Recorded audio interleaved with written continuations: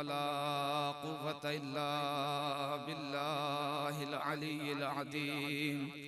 أعوذ بالله من الشيطان الرجيم. بسم الله الرحمن الرحيم. رب اشرح لي صدري ويسر لي أمري واحلل عقدة من لساني يفقهوا قولي. الحمد لله الذي أعلى بحوله ودنا بطوله، مانح كل غنيمة وفضل، كاشف كل عزيمة وعزل. أحمده على عواطف كرمه وصوابغ نعمه، وأؤمن به أولا باديا واستحجيه قريبا هاديا، واستعينه قاهرا قادرا واتوكل عليه كافيا ناصرا. الصلاة والسلام على النبي الأمي العربي القرشي المدني الأبته التهامي، السيد البهي السراج المزي الكوكب الدري، صاحب الوقار والسكينة المدفون بأرض المدينة، العبد المؤيد والرسول المسدد المصطفى الأمجد المحمود الأحمد، حبيب إله العالمين وخاتم النبيين وشفيع المذنبين ورحمة للعالمين، سيدنا ونبينا ومولانا أبي القاسم محمد وآله الطيبين الطاهرين المعصومين المظلومين، ولعنة الله على أعدائهم أجمعين. أما بعد، فقد قال الله تعالى وتبارك في القرآن الحكيم، وهو أصدق الصادقين وقوله الحق. بسم الله الرحمن الرحيم. أم يحسدون الناس على ما آتاهم الله من فضله، فقد آتينا آل إبراهيم الكتاب والحكمة وآتيناهم ملكا عظيما. صلوات پڑھیے محمد و آل محمد پر.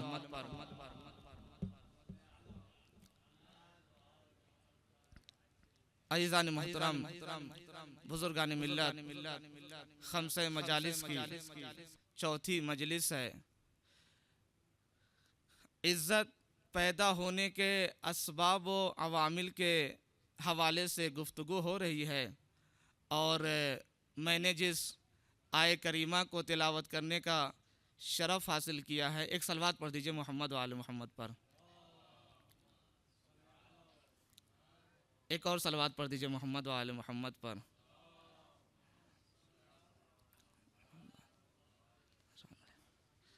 میں نے جس آیہ کریمہ کا تلاوت کرنے کا شرف حاصل کیا ہے، سورہ نساء کی آیت نمبر 54 ہے، جس میں ارشاد ہو رہا ہے: ام یحسدون الناس علی ما آتاہم اللہ من فضلہ. اور لوگ ان لوگوں سے حسد کرتے ہیں اس بنیاد پر جو اللہ نے اپنے فضل سے ان کو کمالات عطا کیے ہیں. فقد آتینا آل ابراہیم الکتاب والحکمہ. ہم نے اولاد ابراہیم کو کتاب عطا کیا، حکمت عطا کیا. وآتیناہم ملکا عظیما. اور ہم نے ان کو ملک عظیم عطا فرمایا.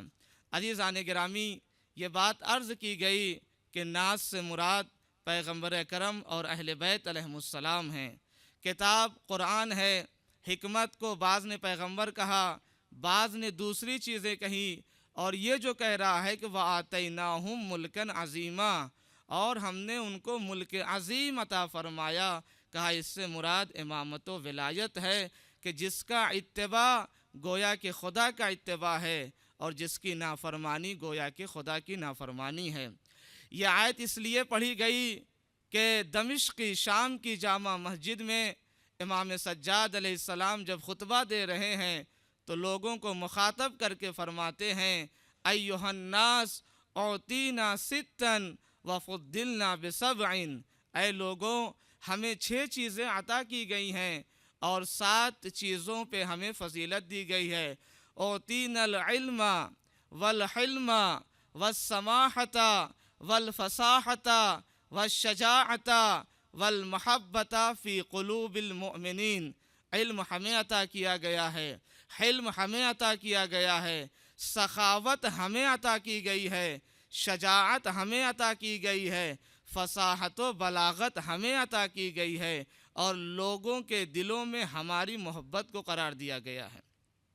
لوگوں کے دلوں میں ہماری محبت پائی جاتی ہے، اور فرماتے ہیں وَفُضِّلْنَا، اور جن 7 چیزوں پہ ہمیں فضیلت دی گئی وہ یہ ہیں کہ بِأَنَّا مِنَّا نَبِيُّ الْمُخْتَارِ محمد، اللہم صلی علی محمد وعلی محمد، پیغمبر اکرم ہم میں سے ہیں، وَمِنَّا الصِّدِّيقُ وَمِنَّا الطَّيَّارُ وَمِنَّا اسد اللہ واسد رسولہ وَمِنَّا سِبْطَ هَذِهِ الْأُمَّةِ، پیغمبر ہم میں سے ہیں، صدیق اکبر صدیق اعظم مولائے کائنات ہم میں سے ہیں، اور جناب جعفر طیار ہم میں سے ہیں، شیر خدا شیر رسول خدا جناب حمزہ ہم میں سے ہیں، اور اس امت کے 2 نواسے امام حسن اور امام حسین ہم میں سے ہیں۔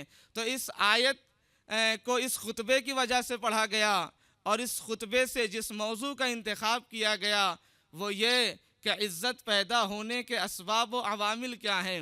اگر کوئی انسان چاہتا ہے عزیز ہو جائے، اگر کوئی سماج، کوئی معاشرہ، اگر لوگ چاہتے ہیں عزت دار بن جائیں، لوگ ان کی عزت کریں، احترام کریں، دنیا میں ان کے شرافت کے قائل ہو جائیں، انہیں مانیں، انہیں جانیں، تو اس کے اسباب و عوامل کیا ہے؟ تو جب ہم نے حدیث کی طرف جا کر دیکھا تو حدیث نے کہا کہ العلم عز، علم عزت ہے، اور انہی چیزوں کی طرف بار بار امام حسین یا بار بار اہل بیت یا امام سجاد دمشقی جامع مسجد میں کیا کہنا چاہ رہے تھے کہ اوتینا العلم، علم ہمیں عطا کیا گیا۔ امام کہنا یہ چاہ رہے تھے چونکہ علم، اگر کسی کے پاس علم ہوتا ہے تو عزت ہوتی ہے۔ امام کہہ رہے علم، وہ علم خالص ہمیں عطا کیا گیا، لہٰذا اگر عزیز بننا چاہتے ہو دنیا میں تو ہم سے وابستہ ہونا پڑے گا، ہم سے وابستہ ہونا پڑے گا، ہمارے در پہ آنا پڑے گا، ہمارے در پہ جھکنا پڑے گا۔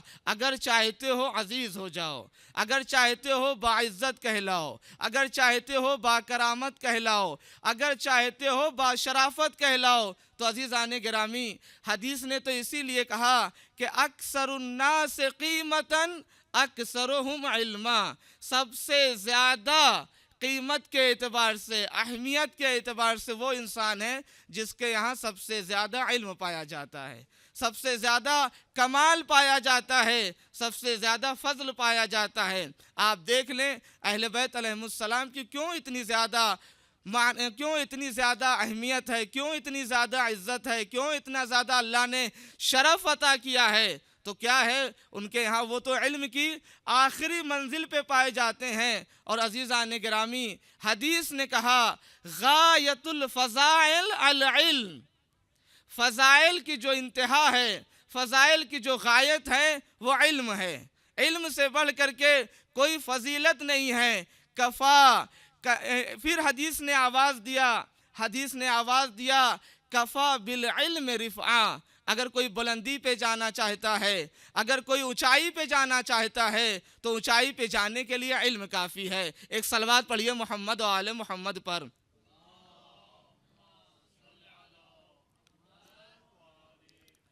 اور عزیزان گرامی میں نے بار بار یہ بات عرض کی، پوری کربلا بھی تو انہی چیزوں میں سمٹی ہوئی ہے، ذلت سے دوری پہ اور موت کو اختیار، موت سے نہ ڈرنا۔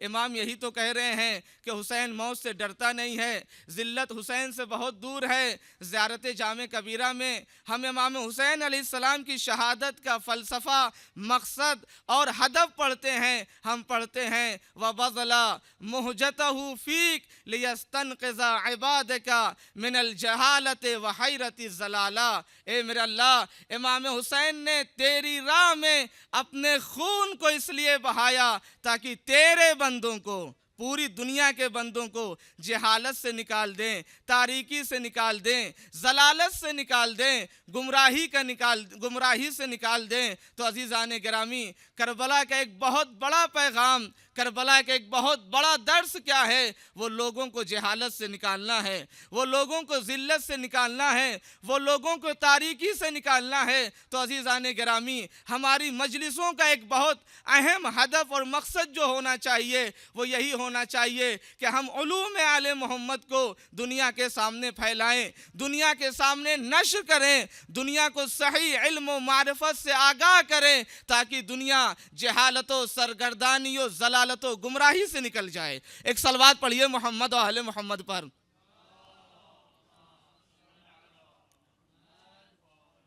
جہالت سے نکالنا ہے، ضلالت سے نکالنا ہے، علوم آل محمد کو سیکھنا ہے اور اسے دنیا کو سکھانا ہے، دنیا کے سامنے پھیلانا ہے۔ آپ دیکھ لیں عزیزان گرامی، اگر کوئی سائل بھی آتا ہے تو وہاں ائمہ کبھی کبھی علم کا سوال کر لیتے ہیں، کبھی کبھی علمی گفتگو کر لیتے ہیں۔ ایک فقیر بھی آتا ہے تو کبھی کبھی اس سے علمی سوال کر لیتے ہیں، دیکھ لیتے ہیں، اور بتاتے یہ ہیں کہ فقراء سے کبھی کبھی علمی سوال کرنا چاہیے، اور صرف سوال ہی نہیں کرتے ہیں بلکہ یہ بھی کہتے ہیں کہ اگر تم ہمارے سارے سوالوں کا صحیح جواب دو گے تو ہم پورا مال عطا کر دیں گے۔ یہ کیا کرنا چاہ رہے ہیں؟ یہ تشویق پیدا کر رہے ہیں، یہ رغبت دلا رہے ہیں کہ ایک سائل بھی آئے تو علمی معلومات لے کر کے آئے، علم کو سیکھ کر کے آئے۔ اس کے یہاں یعنی ائمہ بھی کہہ رہے ہیں کہ فقیر و فقراء بھی جاہل نہیں ہونے چاہیے، گوار نہیں ہونے چاہیے، ان کے یہاں بھی معرفت ہونی چاہیے، علم ہونا چاہیے، کمال ہونا چاہیے، فضل ہونا چاہیے۔ آپ تاریخ نے نقل کیا کہ ایک فقیر آتا ہے، ایک سائل آتا ہے ہمارے اور آپ کے تیسرے امام حضرت امام حسین علیہ السلام کے پاس۔ سائل آتا ہے سوال کرنے کے لیے، امام کو کیا چاہیے؟ اگر امام کے پاس ہے تو اسے عطا کر دیں، اسے دے دیں۔ لیکن جب سائل آتا ہے سوال کرنے کے لیے اور کہتا ہے کہ مولا میری گردن پہ دیت ہے، لہٰذا 1000 دینار کی ضرورت ہے، امام سیدھی بات تھی، امام کے پاس ہوتا تو امام عطا کر دیتے، یا کہہ دیتے بھائی معذرت چاہتے ہیں، جیسا کہ اور مواقع میں کبھی کبھی ایسا ہوا کہ نہیں تھا، شرمندگی کا احساس کیا اور کہا کہ میرے پاس نہیں ہے، واپس کر دیا، معذرت کر لی۔ لیکن سائل آتا ہے، امام نے کہا دیں گے ضرور لیکن تم سے کچھ سوال کریں گے۔ علم کو ترجیح، علم کو اہمیت دینا۔ عجیب ہے ہمارے ائمہ کی فکر، ہمارے ائمہ کی تربیت، فقراء اور فقیر سے بھی علم کا سوال کرنا چاہ رہے ہیں، اور دنیا کو پیغام یہ دینا چاہتے ہیں کہ آل محمد کا ماننے والا، آل محمد کی پیروی کرنے والا، فقیر ہو چاہے سائل ہو، اسے بھی جاہل نہیں ہونا چاہیے، اسے بھی بے معرفت نہیں ہونا چاہیے، اس کے اندر بھی علم پانا چاہیے، آگاہی پائی جانا چاہیے، معرفت پائی جانی چاہیے۔ پہلے تو منع کیا ہے سوال کرنے سے، پہلی فرصت میں منع کر دیا ہے اور کہہ دیا ہے المنیہ ولد دنیہ، یہ کہہ دیا ہے۔ دوسری جگہ پہ فرمایا ہے التقلل ولد توسل، کم پہ اکتفا کر لو لیکن ہاتھ نہیں پھیلانا۔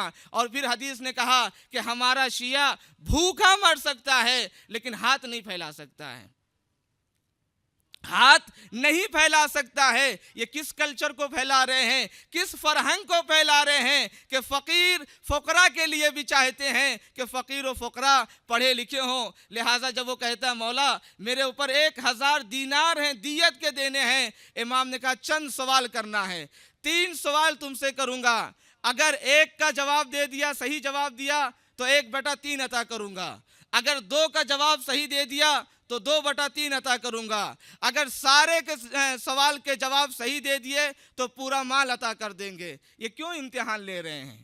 یہ کیا کرنا چاہ رہے ہیں امام؟ سائل ہے، فقیر ہے، دے نہیں رہے ہیں، سوال کر رہے ہیں، اور ہم کو بھی یہ پیغام دے رہے ہیں کبھی کبھی فقیر و فقراء اور سائل سے کلمہ وغیرہ سن لینا چاہیے، ائمہ کے نام سن لینا چاہیے کہ وہ امام کے ماننے والا ہے۔ خاص طور سے اگر شیعہ ہیں تو ایک مرتبہ کلمہ تو آنا چاہیے، ائمہ کے نام تو آنا چاہیے، پتہ تو چلنا چاہیے۔ لیکن یہ جو سائل امام کے پاس آیا تھا، یہ لگتا ایسا ہے کہ کوئی معمولی سائل نہیں تھا، کوئی معمولی سائل نہیں تھا، کوئی بہت ہی با معرفت، کوئی بہت ہی با ایمان سائل تھا۔ یہ اس طریقے سے نہیں تھا کہ جسے کچھ ہی نہ پتا ہو، کچھ معلوم نہ ہو۔ اس نے ایک مرتبہ سوچا اور کہا مولا آپ اور ہم سے سوال، آپ علم لدنی کے مالک ہیں، کہاں آپ کا علم کہاں ہمارا علم، مولا ہم آپ کے سوالوں کا کیسے جواب دیں گے؟ امام نے کہا جواب تو دینا پڑے گا۔ اس نے کہا کوئی بات نہیں مولا، ہم کوشش کریں گے،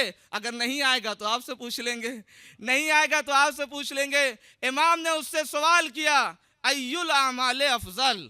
عزیزان گرامی، شاید وہ کوئی ایک اچھا طالب علم ہوتا تو شاید جواب دینے میں مشکل ہو جاتی۔ ایک سائل تھا، ایک فقیر تھا، اور امام پیغام دینا چاہتے ہیں ای الاعمال افضل؟ اس نے کہا مولا الایمان باللہ۔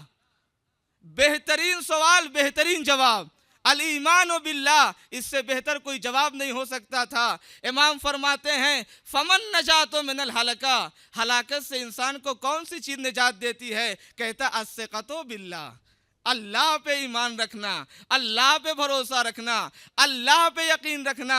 اب آپ سمجھ رہے ہیں کہ کتنا با معرفت سائل تھا، کتنا با ایمان سائل تھا کہ اسے نے جواب دیا الثقۃ باللہ۔ اس کے بعد امام نے ایک بہت خوبصورت سوال کیا۔ امام فرماتے ہیں فما یزین الرجل، وہ کون سی چیز ہے جو انسان کو مزین کر دیتی ہے، جو انسان کو خوبصورت بنا دیتی ہے؟ سوال دیکھیے، سوال کی نوعیت کو دیکھیے، سوال کی کیفیت کو دیکھیے کہ وہ کون سی چیز ہے جو انسان کو مزین اور خوبصورت بنا دیتی ہے۔ وہ کہتا ہے علم ماہو حلم، علم کے ساتھ ساتھ حلم کا ہونا۔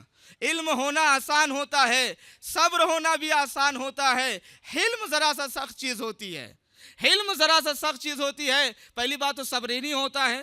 اگر صبر ہو جائے، اور کتنی تاکید ہے صبر کی، کتنی تاکید ہے صبر کی کہ عزیزان گرامی، حدیث نے کہا صبر کا تعلق ایمان سے ایسے ہی ہے جیسے جسم کا تعلق، سر کا تعلق جسم سے ہوتا ہے، اور اس جسم کا کوئی فائدہ نہیں جس کے سر نہ ہو، اور اس ایمان کا کوئی فائدہ نہیں جس کے صبر نہ ہو۔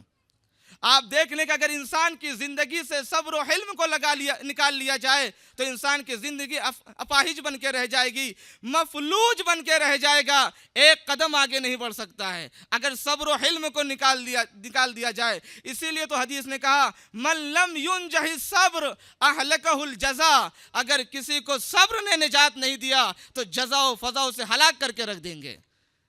حدیث نے دوسری جگہ پہ کہا لا یعدم الصبور الظفر وان طال به الزمان، صابر انسان کامیابی سے محروم ہو ہی نہیں سکتا اگرچہ زمانہ طولانی ہی کیوں نہ ہو جائے۔ زمانہ طولانی ہوگا لیکن صابر انسان ہے تو اپنے مقصد تک پہنچ کے رہے گا۔ لیکن علماء نے صبر اور حلم میں ایک فرق بیان کیا ہے، علماء نے صبر اور حلم میں ایک فرق بیان کیا ہے۔ علماء بیان کرتے ہیں کہ صبر یہ ہے کہ انسان، مثال کے طور پہ کسی نے کسی کے اوپر ظلم کر دیا، کسی نے ہمیں مار دیا، لیکن سامنے والا طاقتور تھا، سامنے والا بہادر تھا، ہم سے قوی تھا، ہمیں مار دیا، ہم نے صبر کر لیا، ہم نہیں بولے، لیکن دل ہی دل میں ناراض ہیں، دل ہی دل میں خوش نہیں ہیں، مگر طاقت نہیں ہے، اتنی طاقت نہیں ہے کہ اسے مار سکیں، اس سے بدلہ لے سکیں۔ صبر تو کیا، یعنی خاموش تو رہے، لیکن دل سے خوش نہیں ہیں، دل سے ناراض ہیں، دل سے ناراحت ہیں۔ لیکن جب حلم کی تعریف کیا علماء نے تو علماء کہتے ہیں حلم وہ ہے کہ انسان معاف بھی کر دیتا ہے اور دل میں بھی خوش رہتا ہے، دل سے بھی ناراض نہیں ہوتا ہے۔ اس کی ساری ائمہ کے سامنے جو توہین ہوئی، جناب مالک اشتر کے ساتھ جو توہین ہوئی، وہ سب اسی حلم کی مثال ہیں، صبر سے بڑھ کر کے۔ حلم کی مثال ہیں۔ اسی لیے تو حدیث نے کہا لا عزت کالحلم، حلم سے بڑھ کر کے کوئی عزت نہیں ہے۔ یہ ساری اسی کی مثال ہے۔ آپ سنتے رہتے ہیں جناب مالک اشتر کے اوپر اس نے کوڑے پھینک دیے۔ جناب مالک اشتر نے کیا کیا؟ مسجد میں گئے، نماز پڑھا، اور جب وہ گیا اور اس نے کہا کہ میں آپ کو نہیں پہچانتا تھا، جناب مالک اشتر نے کہا کہ میں نے تو تجھے اسی وقت معاف کر دیا تھا، یہاں آ کر کے نماز پڑھا اور اللہ سے دعا کی اللہ بھی تجھے معاف کر دے، اللہ بھی تجھے معاف کر دے۔ شاید ہر صبر کرنے والا اس طریقے سے دعا نہیں کر سکتا ہے۔ ہاں وہ ظاہراً کچھ نہیں کرتا ہے، ظاہراً خاموش رہتا ہے، لیکن دل ہی دل میں ناراض رہتا ہے، دل ہی دل میں ناراض رہتا ہے۔ بدلہ لینے کا ایک جذبہ ہوتا ہے، چاہتا ہے بدلہ لے لے، لیکن طاقت نہیں پائی جاتی، قوت نہیں پائی جاتی، بدلہ نہیں لے سکتا ہے۔ لیکن آپ ائمہ کے سامنے جتنی بھی توہین ہوئی، آپ دیکھ لیں ائمہ نے کیسے حلم کا کس طریقے سے مظاہرہ کیا، بلکہ حلم سے بڑھ کر کے مروت کا مظاہرہ کیا۔ تو امام نے فرمایا کون سی چیز انسان کو مزین بنا دیتی ہے، کون سی چیز انسان کو خوبصورت بنا دیتی ہے؟ اس نے کہا علم ما ہو حلم۔ ویسے آپ دیکھ لیں احادیث میں، روایات میں جہاں جہاں بھی علم آیا ہے اس کے ساتھ حلم کا بھی تذکرہ آیا ہے۔ کہ صرف علم ہونا کافی نہیں ہے، اس کے ساتھ ساتھ حلم بھی ہونا چاہیے۔ امام نے کہا کہ اگر یہ بھی نہ ہو تو، امام نے کہا اگر یہ نہ ہو تو، اس نے کہا مال ما ہو مروہ، مال ہو اور اس کے ساتھ انصاف پایا جاتا ہو، اس کے ساتھ انصاف پایا جاتا ہو۔ امام نے کہا اگر یہ بھی نہ ہو تو، اب امام گفتگو کو بڑھا رہے ہیں۔ امام نے کہا کہ اگر یہ بھی نہ ہو تو، اس نے کہا فقر ما ہو صبر، فقر ہو لیکن فقر کے ساتھ ساتھ صبر ہو۔ کہنے کا کیا مطلب ہے؟ امام کہنا چاہ رہے تھے، امام وہ جواب دینا چاہ رہا تھا اور جواب اس کا اچھا تھا۔ وہ کہنا یہ چاہ رہا تھا کہ فقر ہے، تنگ دستی ہے، لیکن انسان کو صبر کرنا چاہیے، جلدی سے ہاتھ نہیں پھیلانا چاہیے، ان کے سامنے گڑ گڑانا نہیں چاہیے، رونا نہیں چاہیے، بیان نہیں کرنا چاہیے، بلکہ صبر کرنا چاہیے۔ اب امام نے کہا کہ اگر یہ بھی نہ ہو تو، اب اس نے آخری جواب دے دیا کہ امام مسکرائے۔ وہ کہتا ہے کہ امام نے کہا کہ اگر یہ بھی نہ ہو تو، وہ کہتا ہے کہ فَصَائِقَةٌ تُنزِلُ مِنَ السَّمَاءِ وَتُحْرِقُهُ۔ اس کا علاج یہی ہے، انسان کا آخری علاج یہی ہے کہ آسمان سے بجلی گرے اور اسے جلا کے راکھ کر دے۔ حدیث کہتی ہے، روایت کہتی ہے کہ امام مسکراتے ہیں اس کے جواب سے، امام مسکراتے ہیں، امام ہنستے ہیں۔ اور عزیزان گرامی، زندگی میں بچا ہی کیا اس کے علاوہ بچا ہی کیا؟ امام کا مسکرانا اس بات کی دلیل تھی۔ امام نے اس کے بات کی تائید کیا، تائید کرنے کے بعد امام حسین علیہ السلام نے 1000 دینار اسے عطا کرتے ہیں۔ اس کے بعد اپنی انگوٹھی اسے دیتے ہیں جس کے نک کی قیمت 200 درہم تھی۔ تو عزیزان گرامی، کہنے کا مطلب یہ ہے، سائل آیا تھا سوال کرنے کے لیے، فقیر آیا تھا مانگنے کے لیے، لیکن وہاں سوال کرنے کی کیا ضرورت تھی؟ وہاں علم کا امتحان لینے کی کیا ضرورت تھی؟ تو امام حسین بتانا چاہ رہے تھے، کہنا چاہ رہے تھے، حسین کا چاہنے والا، اہل بیت کا چاہنے والا فقیر ہو سکتا ہے، سائل ہو سکتا ہے، جاہل و نافہم نہیں ہو سکتا ہے۔ صلوات پڑھ دیجئے محمد و آل محمد پر۔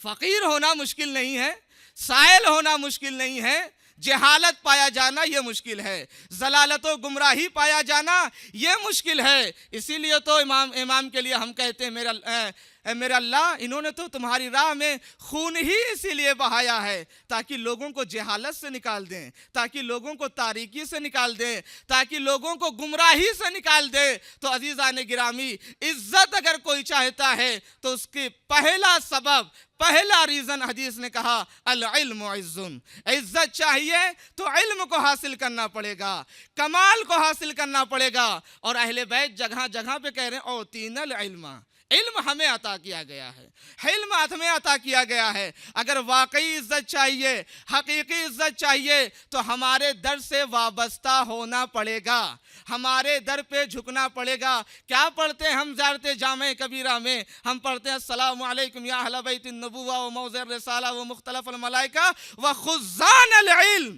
علم کے خزینہ دار آپ ہیں، علم کے خزینہ، علم کا خزانہ آپ کے ہاں پایا جاتا ہے۔ روز سے شنبے کی جو زیارت ہے، چوتھے امام کی، پانچویں امام کی اور چھٹے امام کی، سے شنبے کے روز کی جو زیارت ہے، اس زیارت کو ہم شروع ہی یہیں سے کرتے ہیں۔ السلام علیکم یا خزان علم اللہ، السلام علیکم یا تراجمۃ وحی اللہ، السلام علیکم، یہاں سے ہم شروع کرتے ہیں۔ السلام علیکم یا اعلام التقیٰ، السلام علیکم یا ائمۃ الہدی، السلام علیکم یا اولاد رسول اللہ۔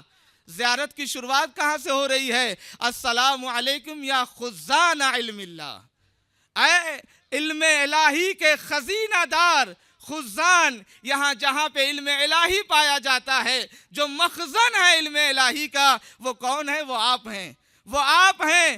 آپ کے ہاں علم الہی کا خزانہ پایا جاتا ہے۔ اور عزیزان گرامی، اسی لیے جگہ جگہ پہ ائمہ نے کہا، ایک جگہ پہ ہمارے اور آپ کے پانچویں امام، ایک صلوات پڑھ دیجئے محمد و آل محمد پر۔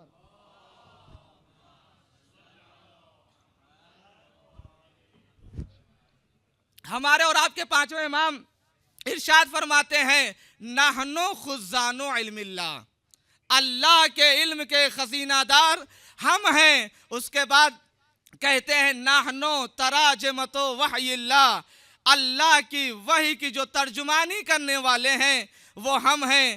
چھٹے امام آگے بڑھتے ہیں اور فرماتے ہیں، امام فرماتے ہیں، نحنو شجرۃ العلم، علم کے جو شجر ہے، علم کے جو درخت ہے وہ ہم ہیں۔ علم ہم سے الگ نہیں ہے، ہم سے الگ علم نہیں ہے۔ نحنو اہل بیت النبی، ہم اہل بیت نبی ہیں۔ اس کے بعد فرماتے ہیں، وفی دارنا محبت و جبرائیل، وہ ہمارا گھر ہے جہاں جبرائیل آتے جاتے ہیں۔ جبرائیل کا جو محبت ہے، ملائکہ کا جو محبت ہے، آنا جانا ہے، وہ ہمارا گھر ہے۔ اس کے بعد کہتے ہیں، وَنَحْنُ خُزَّانُ عِلْمِ اللَّهِ، علم الہی کے خزینہ دار ہم ہیں۔ وَنَحْنُ مَعْدِنُ وَحْيِ اللَّهِ، اللہ کی وحی کا جو معدن ہے وہ ہم ہیں۔ اس کے بعد فرماتے ہیں، فَمَن تَبِعَنَا نَجَا، جو ہمارا اتباع کرتا ہے وہ نجات پا جاتا ہے۔ وَمَن تَخَلَّفَ عَنَّا غَرَقَ، حق اللہ عز و جل، اور جو ہماری مخالفت کرتا ہے ہلاک ہو جاتا ہے۔ صلوات پڑھیے محمد و آل محمد پر۔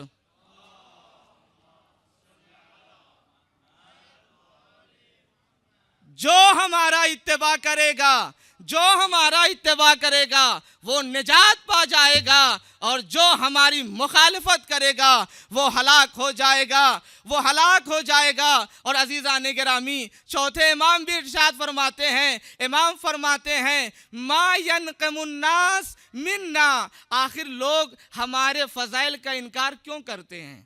آخر لوگ ہمارے فضائل کا انکار کیوں کرتے ہیں؟ امام فرماتے ہیں، خدا کی قسم، خدا کی قسم، فَنَحْنُ وَاللَّهِ شَجَرَةُ النَّبُوَّةِ، نبوت کا جو شجر ہے وہ ہم ہیں۔ وَنَحْنُ، امام آگے بڑھتے ہیں، وَنَحْنُ مَعْدِنُ الْعِلْمِ، علم کے معدن ہم ہیں۔ وَنَحْنُ مُخْتَلَفُ الْمَلَائِكَةِ، اور ہم وہ ہیں کہ جہاں پر ملائکہ کا نزول ہوتا ہے، ملائکہ آتے جاتے ہیں۔ تو عزیزان گرامی، ائمہ کہہ رہے علم چاہیے تو ہمارے پاس ہے، ہم بتائیں گے، ہم خزینہ دار الہی ہیں، ہم اللہ کے علم کے مالک ہیں۔ وہی ہمارے گھر پہ آتی ہے، ملائکہ ہمارے گھر پہ آتے ہیں، لہٰذا اگر نجات بھی چاہیے تو نجات ہمارے ہی در سے ملے گی، اس کے علاوہ نجات ممکن نہیں ہے۔ اور عزیزان گرامی، آپ دیکھ لیں، یہ جو آیت ہے، یہ جو قرآن کہہ رہا ہے، وَكُلَّ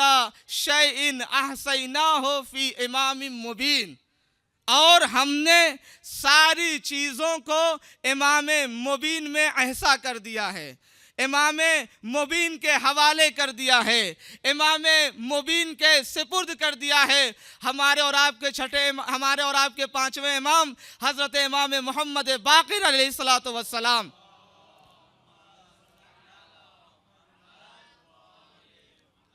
عزیزان گرامی، اس بات سے پہلے یہ بات عرض کرنا چاہتا ہوں کہ واقعاً اہل بیت کے ہاں علم پایا جاتا ہے، کمال پایا جاتا ہے، علم غیب بھی پایا جاتا ہے۔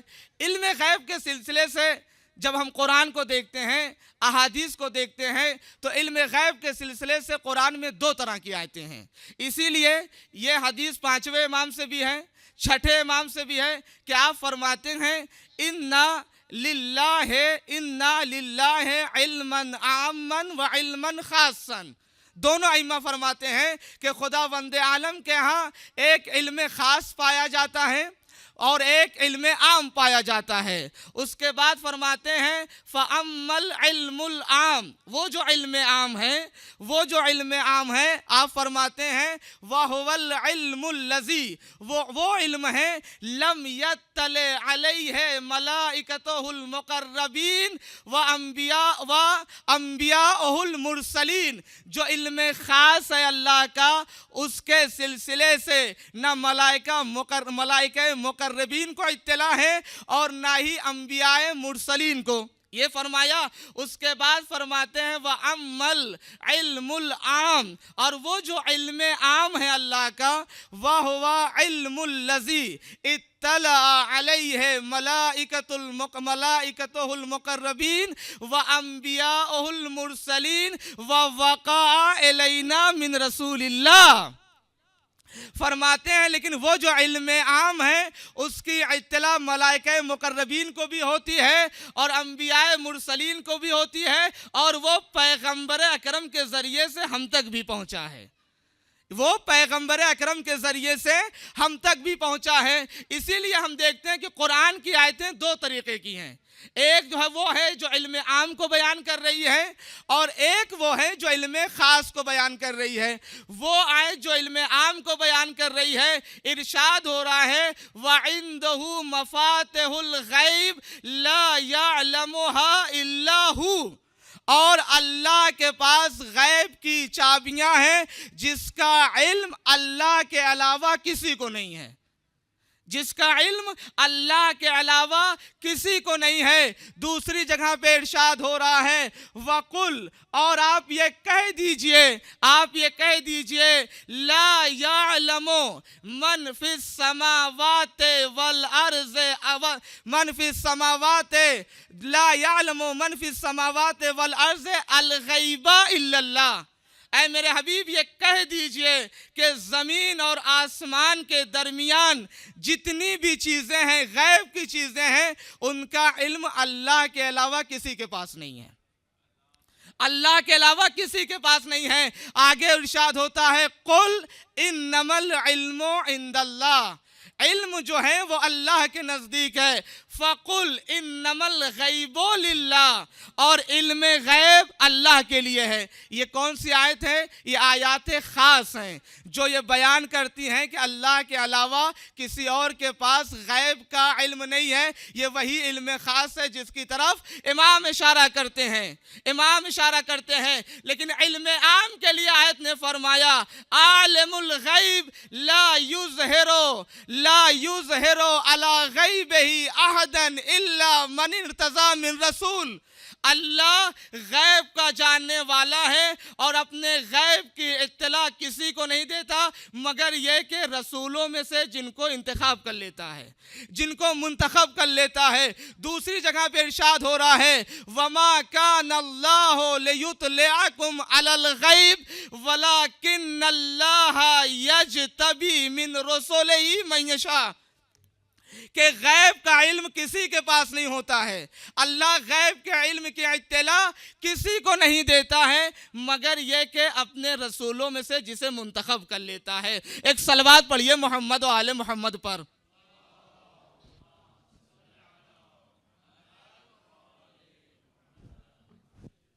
تو عزیزان گرامی، امام نے فرمایا کہ اللہ کے پاس 2 علم ہیں، علم خاص ہے، علم عام ہے۔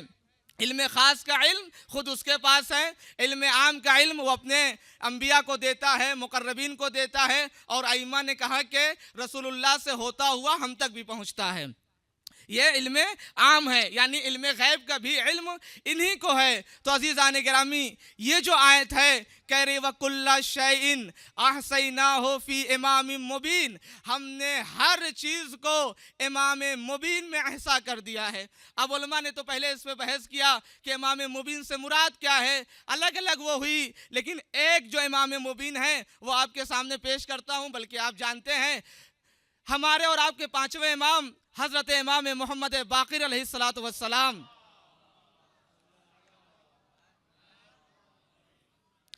امام علیہ السلام فرماتے ہیں کہ جب یہ آیت نازل ہوئی تو خلیفہ اول اور خلیفہ دوم پیغمبر اکرم کے پاس جاتے ہیں اور کہتے ہیں کہ قالا یا رسول اللہ وما ہوا، یہ کیا ہے علم؟ یہ جو کہہ رہے ہیں کہ ہم نے ساری چیزوں کو امام مبین میں احصا کر دیا ہے، ہوا التورات، پیغمبر نے کہا اللہ تورات نہیں ہے۔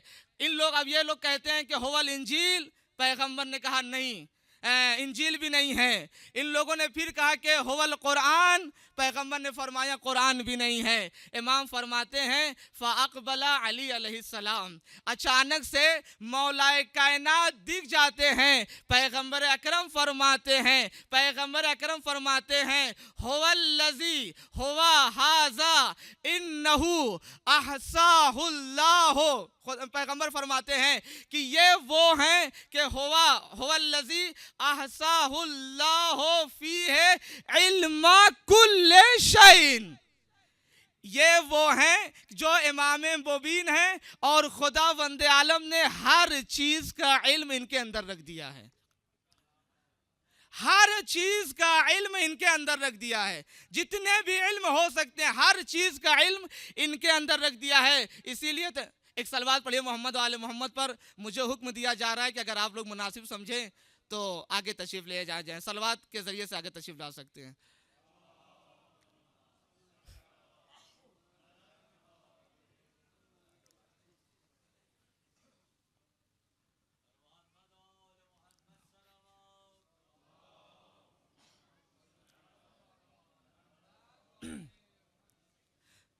تو عزیزان گرامی، جیسے ہی پیغمبر کی نگاہ پڑی، پیغمبر نے کہا یہ امام مبین ہے، وَأَحْصَاهُ اللَّهُ عِلْمَ كُلِّ شَيْءٍ فِيهِ، اللہ نے ان کے اندر سارے علوم کو رکھ دیا ہے۔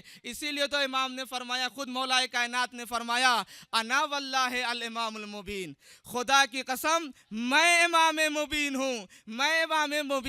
مولا آپ کرتے کیا ہے؟ فرماتے ہیں ابین الحق من الباطل، میں باطل سے حق کو جدا کر لیتا ہوں، وَوَرِثْتُهُ من رسول اللہ، اور میں نے اس کو پیغمبر اکرم سے وراثت میں لیا ہے، میں نے اس کو پیغمبر اکرم سے وراثت میں لیا ہے۔ اسی لیے ایک مرتبہ مولا کائنات کو پیغمبر اکرم نے دیکھا اور فرماتے ہیں لِيَحْنِكَ الْعِلْمُ ابا الحسن لقد شربت العلم شربا وَنَحَلْتُهُ نَحْلًا، اے علی مبارک ہو، گوارا ہو، خوبصورت ہو تمہارے لیے، تم نے تو علم کو ایسے پیا ہے جیسے پانی پیا جاتا ہے، اور اتنا علم تمہارے اندر پایا جاتا ہے کہ تم سیراب ہو چکے ہو، اتنا علم تمہارے اندر پایا جاتا ہے۔ اسی لیے ہم دیکھتے ہیں کہ پیغمبر اکرم جب خطبہ غدیر پڑھتے ہیں تو پیغمبر اکرم فرماتے ہیں معاشر الناس، اے لوگو ما من علم الا وقد احصاہ اللہ فیہ، اے لوگو کوئی علم ایسا نہیں ہے جسے اللہ نے میرے اندر نہ رکھا ہو،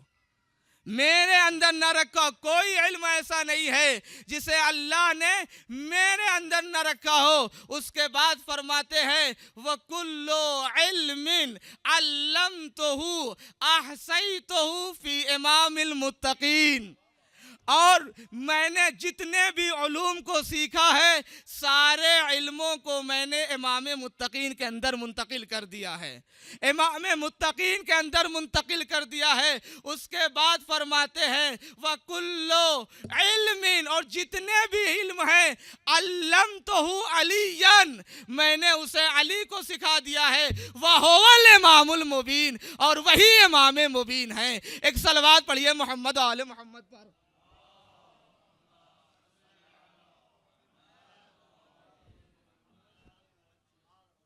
وہی امام مبین ہے۔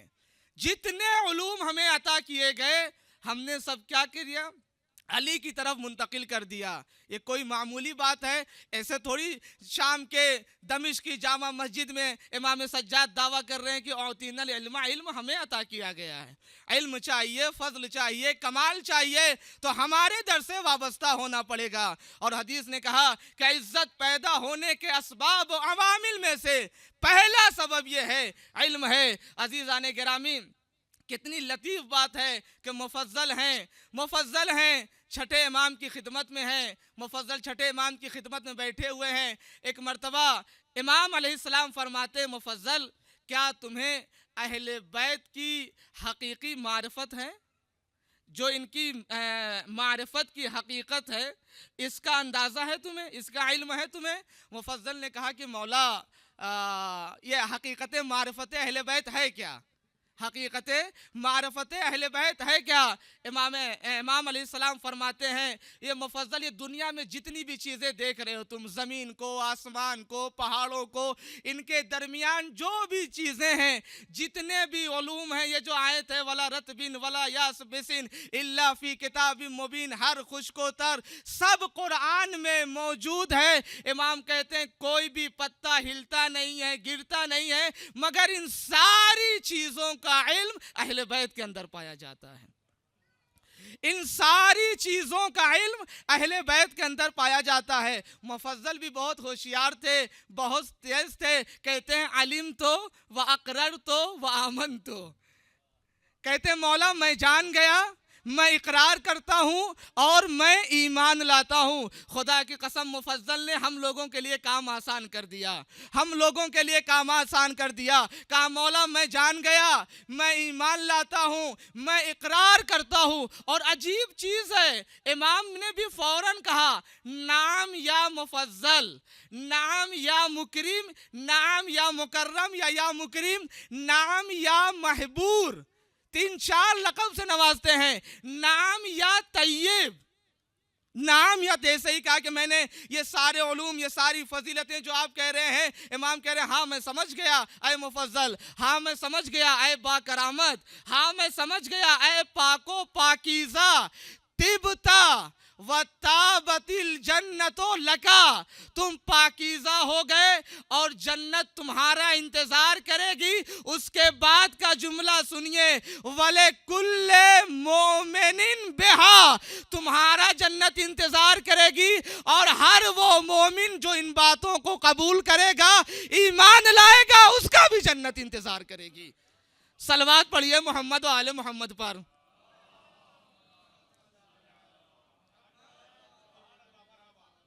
تو آج تو نہ امام ہیں نہ یہ باتیں، امام تو ہمارے سامنے نہیں بیان کر رہے ہیں، لیکن جناب مفضل نے یہ کہہ کر کے کہ مولا ہم ایمان لاتے ہیں، مولا ہم اقرار کرتے ہیں، امام نے کہا تم پاک و پاکیزہ ہو، تم بابرکت ہو، اور تم پاکیزہ ہو گئے، جنت تمہارا انتظار کرے گی، اور ہر اس مومن کا انتظار کرے گی جو ان باتوں کو سنے گا اور اس کا اقرار کرے گا، اس پہ ایمان لے کر کے آئے گا۔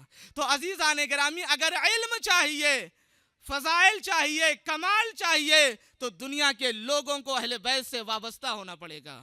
انہیں علم کتاب ہے، ان کے پاس علم ہے، دوسروں کے پاس تھوڑی علم ہوتا ہے، اگر ہوگا بھی تو ایسا ہی ہوگا، جعلی ہوگا، نقلی ہوگا۔ اور عزیزان گرامی، آخری بات اور ربط مصائب، آخری بات اور ربط مصائب کے حقیقی علم کے مالک یہی اہل بیت علیہ السلام ہیں۔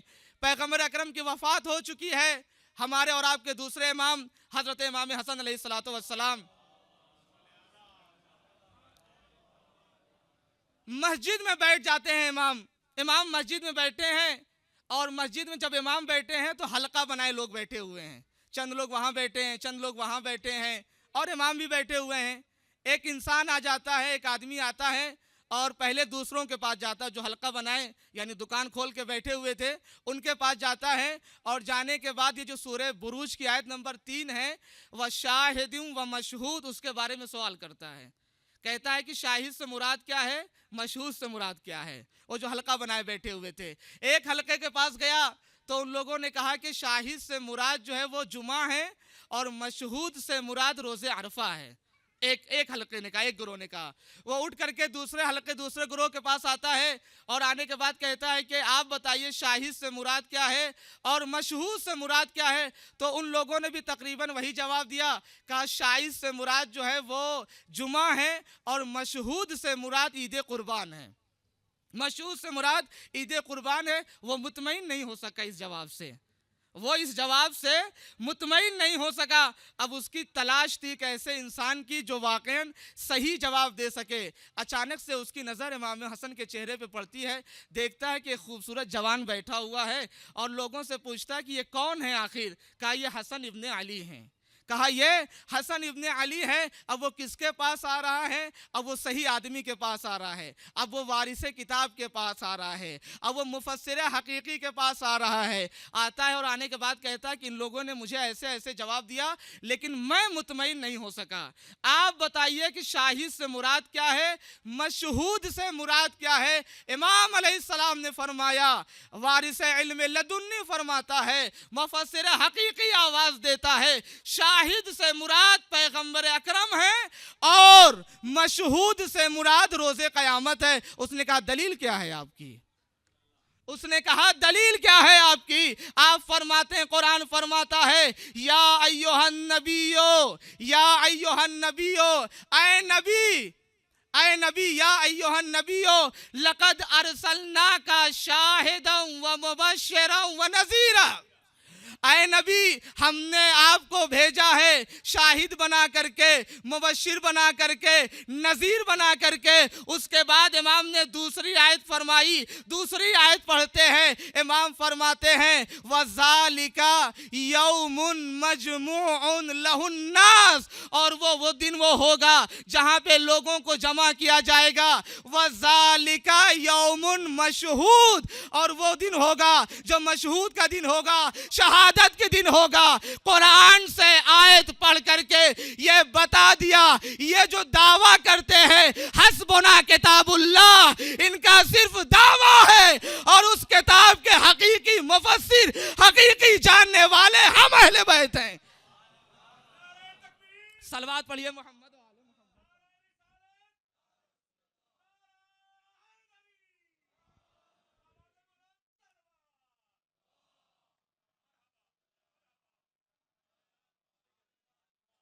وہ جس حلقے کے پاس گیا تھا سب کتابیں کافی ہی کے ماننے والے تھے، یعنی سب وہی والے ماننے والے تھے کہ حسبنا کتاب اللہ ہی کے ماننے والے تھے جن لوگوں کے پاس گیا تھا، لیکن وہ جواب نہیں دے سکے۔ کس نے جواب دیا؟ علم لدنی کے مالک نے جواب دیا۔ اسی وجہ سے تو ہر جگہ کہہ رہے ہیں، شام کی جامع مسجد میں کہہ رہے ہیں امام سجاد علم چاہیے ہم سے پوچھو نا، اللہ نے ہمیں علم عطا کیا ہے، ہمیں علم عطا کیا ہے، اوتین العلم۔ تو عزیزان گرامی، عزت پیدا ہونے کے اسباب و عوامل جو ہیں وہ پہلی چیز ہے علم ہے، اور علم اللہ نے علم کو، ہر چیز کے علم کو اہل بیت علیہ السلام کو عطا کیا ہے۔ بس عزیزان گرامی، اب دامن وقت میں مزید گنجائش نہیں ہے، ہار باب ازا سب کچھ ہے، اسیر ہیں، قیدی ہیں، تماشائیوں کا مجمع ہے، سب کچھ ہے، لیکن تبلیغ ویسے ہی جاری ہے، تبلیغ ویسے ہی جاری ہے، ویسے ہی فرما رہے ہیں کہ اوتینا العلم والحلم والفصاحت والشجاعت، یعنی امام معصوم کربلا والے کسی بھی حالت میں رہے، سخت سے سخت حالت میں رہے، لیکن تب بھی اپنا جو کام تھا، جو رسالت الہی کا جو کام تھا، جو فریضہ تھا، اسے انجام دیتے رہے۔ آپ دیکھ رہے ہیں جب آنے والا ہنستا ہے، جب آنے والا مذاق اڑاتا ہے، امام نے کہا کیا تو نے قرآن نہیں پڑھا ہے؟ کیا تو نے یہ آیت نہیں پڑھی قُلْ لَا أَسْأَلُكُمْ عَلَيْهِ أَجْرًا مَوَدَّةً إِلَّا فِي الْقُرْبَى؟ کیا یا دوسری آیت امام نے کہا کیا تو نے نہیں پڑھا ہے؟ اب اس نے کہا کہ آپ ہیں کون؟ آپ ہیں کون آخر؟ کہا ہم ہی اہل بیت پیغمبر ہیں، ہم ہی وہ لوگ ہیں جن سے قربت کے لیے کہا گیا ہے، محبت کے لیے کہا گیا ہے۔ میں آپ سے سوال کرنا چاہتا ہوں، یہی تو امام نے کہا کہ ان لوگوں نے ہمارے ساتھ ایسا برتاؤ کیا جیسے روم کے قیدیوں کے ساتھ کیا جاتا ہے۔ اس کے بعد امام کہتے ہیں کہ جو بھی پیغمبر نے کہا سب کو جھٹلا دیا ان لوگوں نے۔ یعنی امام کہنا چاہ رہے تھے، پیغمبر نے کہا کہ ہمارے اہل بیت سے محبت کرو، مودت کرو، لیکن ساری چیزوں کو جھٹلا کر کے ہمارے اوپر مصائب کے پہاڑ توڑے گئے۔ ہار بابیزا، یہ وہ ایام ہیں کہ قافلہ بالکل شام سے نزدیک ہو رہا ہے، اہل حرم کا قافلہ شام سے نزدیک ہو رہا ہے۔ تقریباً پہلی سفر کو یہ قافلہ شام پہنچ جاتا ہے، لیکن شام پہنچنے سے پہلے یہاں کوفے کے مختلف شہروں سے گزرتا ہے۔ ہر کوفے میں جانے سے، ہر شہر میں جانے سے پہلے وہاں کے حاکم کو خبر کی جاتی تھی جشن کی تیاری کیا جائے، جشن کی تیاری کیا جائے، شہر کو سجایا جائے، اہل حرم لائے جا رہے ہیں۔ ہار بابیزا، انہی ساری چیزوں کے ساتھ، انہی مصائب کے ساتھ مقتل نے لکھا کوفے کی وہ آخری جگہ جہاں پہ اہل حرم کا قافلہ پہنچتا ہے وہ دیر راہب ہے، وہ راہب کا دیر ہے، ایک راہب ہے جس کا دیر ہے، وہاں پہ اہل بیت کا، اہل حرم کا قافلہ، لٹا ہوا قافلہ پہنچ جاتا ہے۔ مقتل نے نقل کیا جب وہاں پہ قافلہ پہنچا تو یزیدی لشکر نے خستگی کا احساس کیا، بھوک کا احساس کیا، پیاس کا احساس کیا، اپنے لیے خیمے نصب کرتے ہیں، اپنے لیے خیمے نصب کرتے ہیں، کھانا کھاتے ہیں، پانی پیتے ہیں، استراحت کرتے ہیں۔ اے ارباب عزا، مجھے نہیں پتا پانی پیتے ہوئے دیکھ کر کے ان چھوٹے چھوٹے بچوں پہ کیا گزر رہی ہوگی، کیا گزر رہی ہوگی، جو ہائے پیاس کی صدائیں بلند کر رہے تھے، جو بھوکے تھے، جو پیاسے تھے۔ لیکن یہاں پہ جب یہ لوگ کھانا کھانے بیٹھے تو مقتل نے لکھا کہ ایک عجیب چیز رونما ہوتی ہے، ان کے دل دہل جاتے ہیں، لیکن تھے ظالم، ہر بات کو قبول کرنے نہیں چاہ رہے تھے۔ ان میں سے یزیدی لشکر میں سے ایک انسان کا بیان یہ ہے کہ جب ہم کھانا کھا رہے تھے، ہم نے کھانا شروع کیا تو ہم نے دیکھا راہب کی دیوار پہ غیب سے، سوگنامے آل محمد پڑھ رہا ہوں، غیب سے راہب کی دیوار پہ غیب سے ایک ہاتھ نکلتا ہے اور کچھ لکھنا شروع کرتا ہے، وہ ہاتھ لکھتا ہے اترجو امتن قتلت حسینن شفاعت جدہ یوم الحساب۔ ارے یہ لوگ، جن لوگوں نے حسین کو قتل کر دیا ہے، کیا یہ سمجھتے ہیں قیامت کے دن ان کے جد ان کی شفاعت کریں گے؟ ان میں سے ایک کا بیان ہے، میں آگے بڑھتا ہوں اور میں نے سوچا اس ہاتھ کو پکڑ لے، ہاتھ غائب ہو جاتا ہے۔ کہتا ہے کہ پھر ہم لوگ کھانے میں مشغول ہو جاتے ہیں، ایک مرتبہ پھر دوسری مرتبہ ہاتھ نکلتا ہے اور راہب کی دیوار پہ لکھنا شروع کر دیتا ہے فلا واللہ لیس لہم شفیع، خدا کی قسم قیامت کے دن ان کا کوئی شفیع نہیں ہے، وہم یوم القیامت فی العذاب، اور قیامت کے دن ان کے اوپر عذاب ہوگا۔ ایک دوسرا شخص آگے بڑھتا ہے اور چاہتا ہے کہ ہاتھ کو پکڑ لے، لیکن ہاتھ غائب ہو جاتا ہے۔ پھر کھانا شروع کر دیتے ہیں، کہا تیسری مرتبہ کھانے کے شروع کیا، پھر وہی ہاتھ برآمد ہو رہا ہے۔ مجھے نہیں پتا یہ مولا کائنات کا ہاتھ ہے یا پیغمبر اکرم کا ہاتھ ہے، لگ ایسا رہا ہے کہ پیغمبر اکرم کا ہاتھ ہے۔ ایک مرتبہ ہاتھ برآمد ہوتا ہے اور پھر لکھنا شروع کرتا ہے وَقَدْ قَتَلُوهُ بِحُكْمٍ جَوْرٍ، اور ان لوگوں نے حسین کو ظلم و زیادتی کے ساتھ قتل کیا، آگے لکھتا ہے وَخَالَفَ حُكْمُهُمْ حُكْمَ الْكِتَابِ، اور ان لوگوں نے قرآن کی مخالفت کیا۔ قرآن نے کہا کسی بھی نفس کو مارا نہیں جا سکتا ہے، قتل نہیں کیا جا سکتا ہے۔ اے ارباب عزا، ان ظالموں کا بیان ہے ہم نے چاہا کہ آگے بڑھ کر کے ہاتھ کو پکڑ لے، لیکن ہاتھ غائب ہو گیا. میں نے ابھی عرض کیا نہیں پتا کس کا ہاتھ ہے، لیکن لگ ایسا رہا تھا کہ سرکار دو عالم کا ہاتھ ہے، اور یہ کہنا چاہ رہے تھے اے ظالموں تم ہمارے نواسے کو مار کر کے کیا یہ تم سوچتے ہو کہ کل کو محشر میں میں تیری شفاعت کروں گا؟ میں ہرگز تمہاری شفاعت نہ کروں گا. اور تم نے بڑی ظلم و زیادتی کے ساتھ میرے فرزند کو شہید کر دیا، میرے نواسے کو شہید کر دیا. تم نے قرآن کی مخالفت کیا، تم نے کتاب کی مخالفت کیا. ہاں باب اعزا چند جملے سن لیجئے. راہب یہ ساری چیزیں دیکھ رہا تھا بیٹھ کر کے، راہب یہ ساری چیزیں دیکھ رہا تھا بیٹھ کر کے. اس کے بعد رات ہو جاتی ہے تو راہب نے دیکھا کہ اس کٹے ہوئے سر سے نور ساطع ہو رہا ہے اور جو آسمان کی طرف جا رہا ہے. ایک مرتبہ راہب کو برداشت نہ ہوا، ان ظالموں کے پاس آتا ہے اور آنے کے بعد کہتا ہے کہ تمہارا سردار کون ہے، تمہارا رئیس کون ہے، ہمیں یہ سر چاہیے، ایک رات کے لیے یہ سر ہمیں دے دو. 10,000 دینار یا درہم یا 10,000 دینار اسے دیتا ہے، انہیں دیتا ہے. ان کا رئیس راضی ہو جاتا ہے، سردار راضی ہو جاتا ہے، اپنے گھر لے کر کے آتا ہے، امام کے چہرے کو صاف کرتا ہے. کافی خون مسلسل تازیانے مارے جا رہے ہیں، نوکے نیزہ پہ بلند کیا جا رہا ہے. اے ارباب اعزا امام کے خون کو صاف کرتا ہے، امام کے چہرے کو معطر کرتا ہے. ایک مرتبہ غیبی آواز آتی ہے اے راہب کتنے خوش نصیب ہو تم، کتنے خوش نصیب ہو تم کہ تم نے حسین کا اندازہ لگا لیا، حسین کی فضیلت کا اندازہ لگا لیا.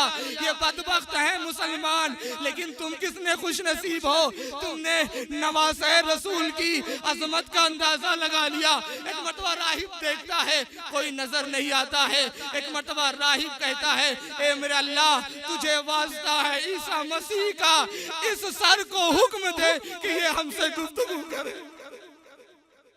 بس ارباب اعزا گفتگو کریں سن لیجئے. میں مجلس کو ختم کر رہا ہوں، کہہ رہا میرے اللہ تجھے عیسیٰ مسیح کا واسطہ دیتا ہوں، اس سر کو حکم دے دے کہ مجھ سے گفتگو کرے. ایک مرتبہ راہب کہتا ہے کہ آپ کون ہیں؟ کٹے ہوئے سر سے آواز آئی انا ابن محمد المصطفیٰ، میں محمد مصطفیٰ کا بیٹا ہوں. انا ابن علی المرتضیٰ، میں علی مرتضیٰ کا بیٹا ہوں. انا ابن فاطمہ الزہرا، میں فاطمہ زہرا کا بیٹا ہوں. انا المقتول بکربلا، میں مقتول کربلا ہوں. اس کے بعد کہتے ہیں انا العطشان، میں پیاسا ہوں، میں بھوکا ہوں. ایک مرتبہ راہب نے اپنے چہرے کو امام کے چہرے پہ رکھ کے کہتا ہے مولا اس وقت تک چہرہ نہیں اٹھاؤں گا، سر نہیں اٹھاؤں گا جب تک آپ مجھ سے وعدہ نہ کرے کل کو قیامت کے دن آپ کے نانا میری شفاعت کریں گے. کٹے ہوئے گردن سے آواز آئی اے راہب اس کے لیے نانا کے دین کو قبول کرنا پڑے گا. ایک مرتبہ راہب کہتا ہے اشہد اللہ الہ الا اللہ واشہد ان محمد رسول اللہ. کٹے ہوئے گردن سے آواز آئی اے راہب اب میں ضمانت لیتا ہوں میرا نانا کل کو تیری شفاعت کرے گا. اے ارباب اعزا کتنا خوش نصیب تھا یہ راہب کہ ایک رات میں تھوڑی سی دیر میں اسلام کو بھی قبول کر لیا اور شفیع روز جزا کی شفاعت کا بھی مستحق ہو گیا. لیکن کتنے بدبخت ہے یہ مسلمان. بس ارباب اعزا مجلس ختم ہو گئی. کتنے بدبخت ہیں یہ مسلمان جنہوں نے ان کی حرمت کو نہیں جانا. آپ کو پتا ہے صبح جب ہوئی جب سر لے کے جانے لگے تو راہب نے رئیس سے کہا اس سر کو صندوق سے باہر نکال دو، اس کو اذیت ہوتی ہے، اس کو تکلیف ہوتی ہے. لیکن ظالموں نے نہیں مانا. بس ارباب اعزا آخری جملے میں نے مجلس کو ختم کر دیا. اے ارباب اعزا مقتل نے لکھا، تاریخ نے لکھا یہ قافلہ وارد شام ہو جاتا ہے. 2 جملے. وارد شام ہو گیا. ادھر راہب کا مرتبہ دیکھیے, ادھر راہب کی قدر دیکھیے, اور ادھر مسلمانوں کی قدر دیکھیے. جیسے ہی دروازے شام پہ پہنچے, جناب ام البنین جناب ام کلثوم نے شمر کو بلایا, اور بلانے کے بعد 2 التجا کرتی ہے, 2 خواہش کرتی ہے, 2 چیزوں کا مطالبہ کرتی ہے. اے ارباب ازا, اہل بیت علیہ السلام کو ساری چیزیں آتی تھی, صرف ایک چیز نہیں آتی تھی, کسی کے سامنے ہاتھ پھیلانا, کسی سے کوئی چیز مانگنا. ان کے یہاں تو یہ چیز تھی ہی نہیں, لیکن یہ دن آ گیا تھا اپنی عزت کے لیے, اپنے احترام کے لیے, توہین سے بچنے کے لیے 2 چیزوں کا سوال کر رہی تھی. کہا 2 چیز انجام دے دو.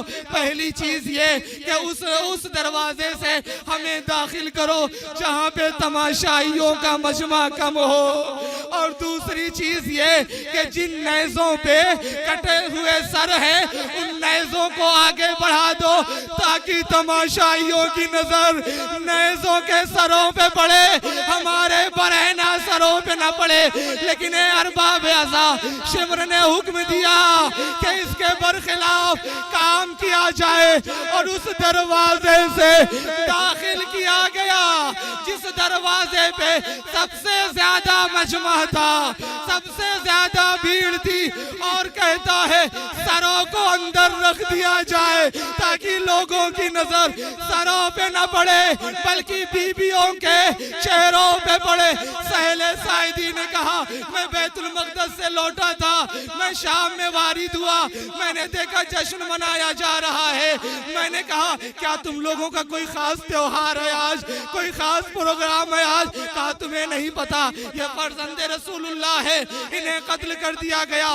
کہا میں نے دیکھا ایک سر جو سب سے آگے تھا وہ پیغمبر اکرم سے بہت زیادہ مشابہ تھا. اس کا کہنا یہ ہے کہ میں ان محملوں کے قریب آیا, ان اونٹوں کے قریب آیا جہاں بغیر محملے کے بیویاں سوار تھی. ایک بیوی کے قریب گیا, جانے کے بعد کہا بی بی آپ کا نام کیا ہے؟ کہا میں زینب بنت علی ہوں. کہا میں نے آپ کے رسول کو دیکھا ہے, اگر کوئی حکم ہو تو بتائیے. کہا اے سہل ساعدی اگر کچھ پیسے ہو تو وہ جو نیزہ بردار ہے جس کے ہاتھ میں بھیا کا کٹا ہوا سر ہے اسے لے جا کر کے کچھ پیسے دے دو تاکہ لوگوں کی نظر ہمارے سروں پہ نہ پڑے. سہل نے کہا میں نے 400 دینار اس نیزہ بردار کو لا کے دیا.